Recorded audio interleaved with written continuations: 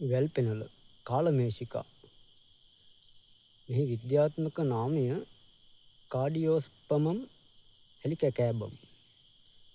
අපේ දේශීය හෙළ වෙදකමේ තවත් ඉතා උසස් ඖෂධයක් ලෙස සලකන වැල්පෙනල අණ්ඩවාත, වාතරෝග, සර්ප විෂ වැනි රෝග රැසකට අරිෂ්ට, කසාය, මැල්ලුම්, කැඳ වර්ග සකස් කර ගන්නට මේ ශාකයේ පංචාංගයම යොදා ගන්නවා.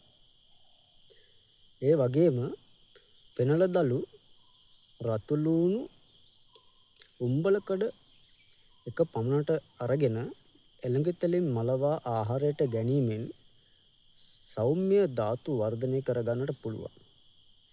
මෙය දුර්වල වූ ලිංගික ශක්තිය වර්ධනය කර ගන්නට ස්වභාවික ප්‍රතිකාරයක්.